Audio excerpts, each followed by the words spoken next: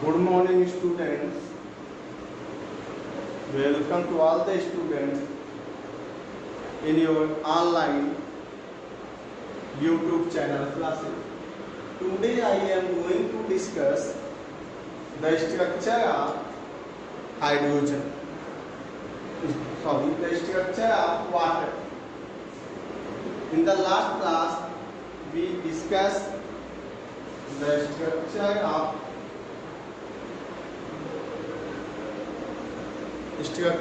dihydrogen and also introduction of water and physical properties of water. And today we discuss the structure of water. As you know that water is made up of two elements, hydrogen and oxygen.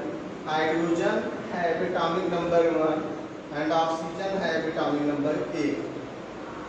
1 on the basis of N cell, 1 electron in its outermost cell, that is K cell, and 2 and 4 Kl.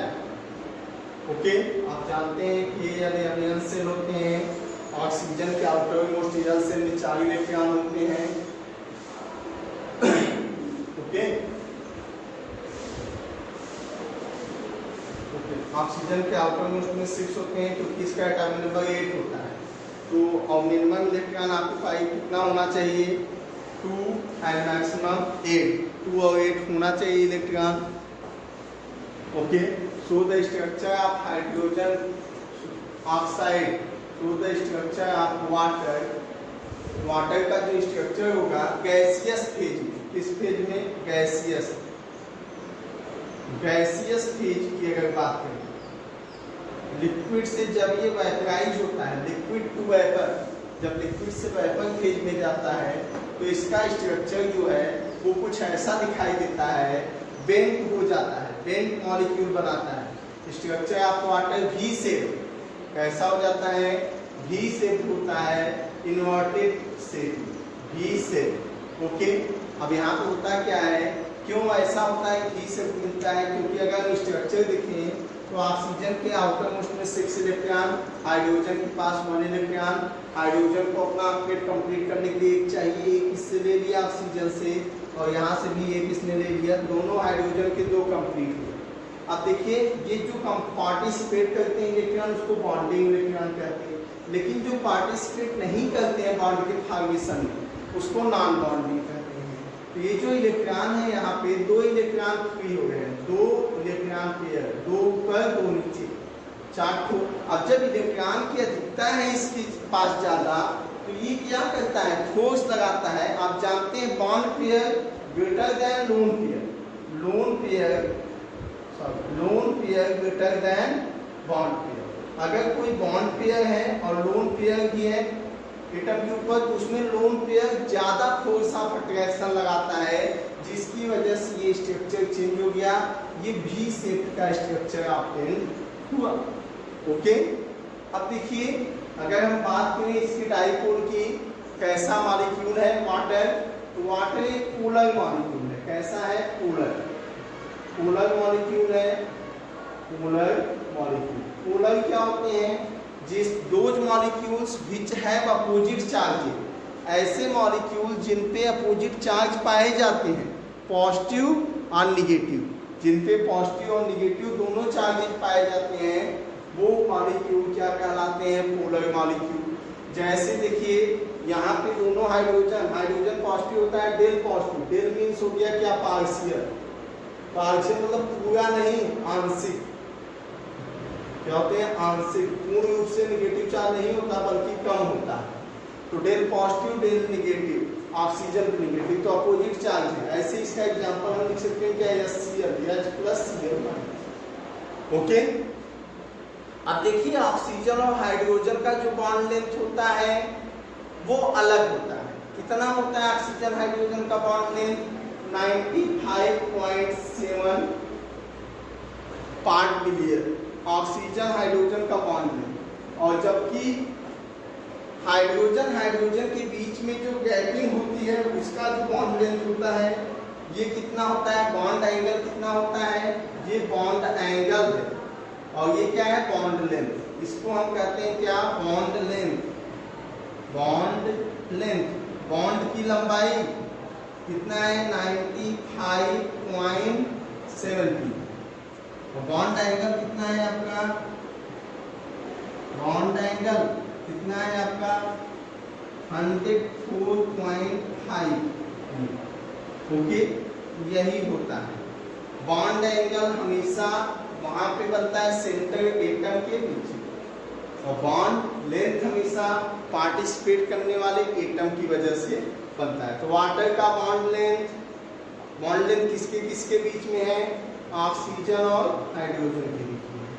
अब ये जो bond length है वो कितना है, 95.7। Bond angle कितना होता है, 104.5। ये पूछा जाता है। ओके, अब इसी का रिप्रेजेंटेशन देखिए यहाँ किया गया है। यहाँ क्या होगा, हाइड्रोजन होगा, इस सेंटर पे क्या होगा, ऑक्सीजन होगा। अब इस ऑक्सीजन के पास कितने लोन पेयर होंगे, 2। तो दोनों लोन पेयर अपना किसी दूसरे को दे सकते। ओके, ये दूसरे को डोनेट कर सकता है, जिसकी वजह से इसका एंगल ये आता है। Yes, structure of ice.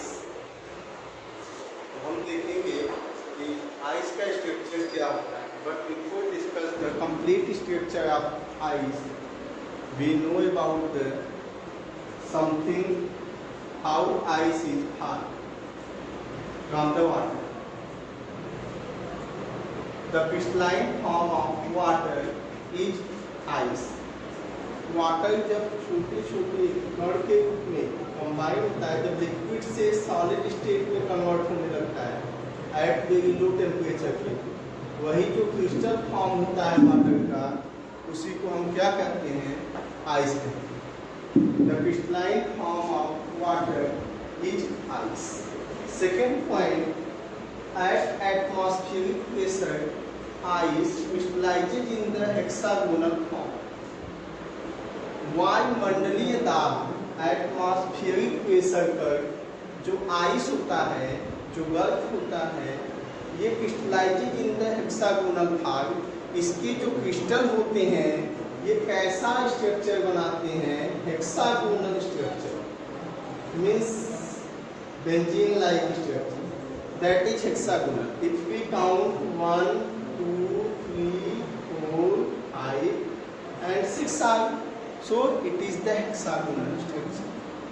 कब, जब एटमॉस्फेरिक प्रेशर हाई होता है उस समय ये क्रिस्टलाइजेज हो जाते हैं, छोटे छोटे कण के कंबाइन होकर क्या बनाते हैं, एक कॉम्पैक्ट स्ट्रक्चर देते हैं इसका, जिसको हेक्सागोनल फॉर्म कहते हैं।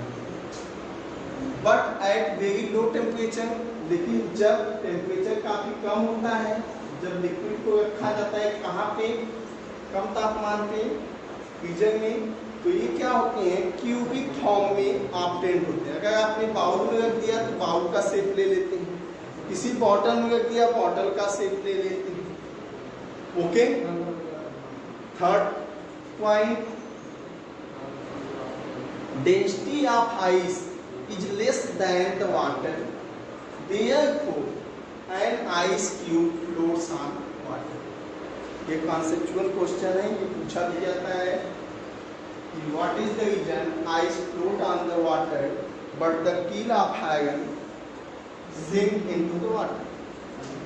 ओके, क्या रीजन है, कल पर थोड़ा पानी में तैरता है जबकि लोहे की कील पानी में डूब जाता है। तो क्या है, डेंसिटी ऑफ आइस, आइस की जो डेंसिटी होती है, घनत्व, आप जानते हैं density is equal to mass upon volume. अगर मास ज्यादा होगा तो डेंसिटी ज्यादा होगी, लेकिन अगर वॉल्यूम ज्यादा होगा तो डेंसिटी कम होगी। और जब वाटर के क्रिस्टल कंबाइन होके आइस फॉर्म में आते हैं तो क्या होता है, वॉल्यूम ज्यादा होता है, वॉल्यूम के ज्यादा होने से डेंसिटी कम हो जाती है। तो लिखा गया density of ice is less, ice की बर्फ की जो डेंसिटी होती है कम होती है देन द वाटर, वाटर के comparison, therefore an ice floats on the water. अगर कोई आपसे पूछे what is the reason ice cube floats on the water, due to the ice had less density than water. Ice की density कम होने से water के ऊपर फ्लोट करता है। Last point, fourth point, in winter season ice form on the surface of a lake provides thermal insulation. आप जानते हैं झीलों में ठंड के दिनों में पूरा बर्फ जम जाता है, लेकिन वो ऐसा नहीं है पूरा कंप्लीटली आइस हो जाता है। उसका आउटर लेयर जो अपर लेयर होता है एटमॉस्फेरिक प्रेशर की वजह से बर्फ के रूप में कन्वर्ट हो जाता है, लेकिन नीचे जो एक्वेटिक लाइफ है वो एज सच फॉर्म में चलता रहता है। ये सेम वही कंडीशन है कि जैसे कि कवरिंग प्रोटेक्ट करती है किसी भी ऑब्जेक्ट को, वैसे ही वो जो आइस का लेयर बना है ऊपर झील के, वो क्या है उसका इंसुलेशन कर रहा है, उसके टेम्परेचर को, जो इनर टेम्परेचर है आउटर टेम्परेचर से अलग कर रहा है, जिसकी वजह से पूरी झील का पानी बर्फ नहीं और वहाँ पे एक्वेटिक लाइफ पॉसिबल है। अगर वही सेम हो जाता तो एक्वेटिक लाइफ वहाँ से डिस्ट्रॉय कर जाता। तो यही रीजन है कि आइस का एक इकोलॉजिकल सिग्निफिकेंस है, यह बहुत ज़्यादा इम्पोर्टेंट है। ये कंडीशन के हिसाब से चेंज करता है वहाँ के environment. Okay, in winter season ice form on the surface of a lake provide thermal insulation which ensure that the survival of aquatic life. This fact is of great importance. Okay, thank you.